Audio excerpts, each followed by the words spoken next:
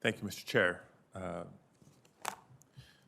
First a comment, then a question for the witnesses. I understand, there's a lot of people saying they'd like to see a reconstruction of the events of January 6th and how they came to be. For anybody genuinely interested, I turn their attention to the House impeachment manager's presentation to the United States Senate from February 9th through the 13th. My questions today, though, are in some ways a follow-up to yesterday's Judiciary Committee hearing, where we heard from FBI Director Chris Wray.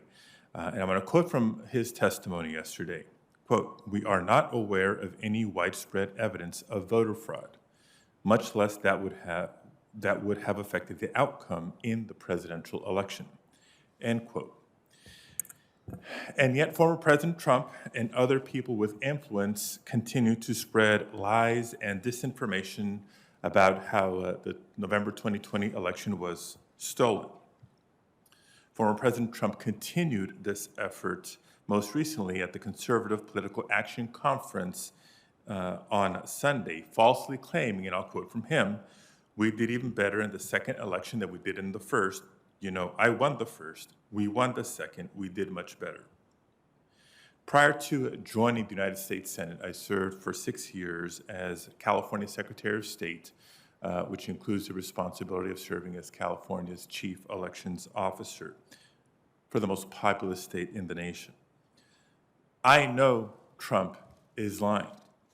We all know Trump is lying. FBI Director Wray told us yesterday that one of the biggest challenges the government faces in confronting domestic terrorism is separating the signal from the noise. This was particularly true in the lead up to the January 6th insurrection, when people of influence, particularly former and current elected officials, continue to spread lies and disinformation about election integrity. I would imagine that creates a lot more noise, unnecessary noise, counterproductive noise, dangerous noise for you all to have to sift through. I suspect it also serves to radicalize some number of people to actually take action, including violent action, just as we have seen for years with jihadist propaganda and other forms of foreign terrorism.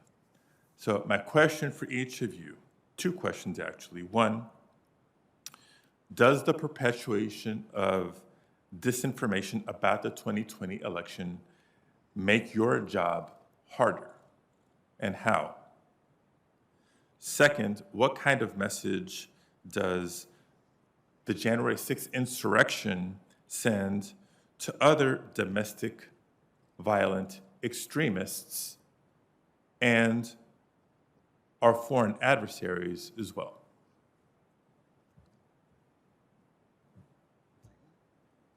I'll start. I think I'd start with pinpointing the specific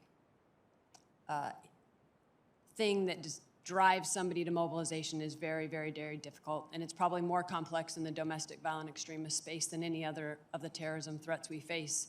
And why that is what we've found in our investigations is domestic violent extremists not only are potentially doing what they're doing in an insular manner, but it's a combination of an ideology that they have, and what makes it different is a very unique personalized grievance. And when those things combine, that appears to be what pushes them to mobilization. And so for every single individual, we're trying to find that, but it's incredibly hard, and it relies a lot on their ability, post-disruption, to explain that process to that. And so that's something we're trying very hard to get to the bottom of on each of these cases. And sir, we did warn in our National Terrorism Advisory System Bulletin that we assess perceived grievances that are fueled by false narratives could continue to mobilize or incite people to commit violence. So to that extent, yes, false narratives are difficult.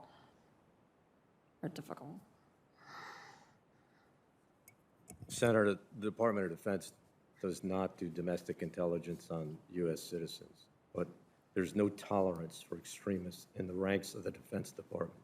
Secretary Austin, within the first few weeks of taking over as the secretary, ordered a stand down in the Defense Department, a one-day stand down to examine extremism, educate people, and make sure that we're doing everything we can to root that out. Mr. Senator, General, I will- I'll spare you for a second because I want to make sure I get some clarity here. Now, I know these issues are complex. Your work is tremendously complex and challenging. But the answer to the first question, based on what I hear, tell me if you disagree, is the question being, does this make your job harder? The answer would be so far, yes, yes, yes. Is that correct? It's twofold, right? It's volume. Any more volume makes it harder. And the more variety of things that inspire people definitely makes pinpointing it to a specific one challenging. And so variety of inspiration combined with amount of rhetoric out there definitely are two things that add. Okay. And in the limited time I have left, I want to make sure we address the second question, which is, what message do you believe this is sending to other domestic violent extremists, let alone foreign adversaries? We do assess that the breach on the Capitol could inspire others to act, if that's what you're asking, sir. I agree. Anytime an adversary is successful, others pay attention. And so we're worried that this would be an inspiration. I agree with that. I agree as well, sir. Thank you. Thank you, Madam Chair. Thank you.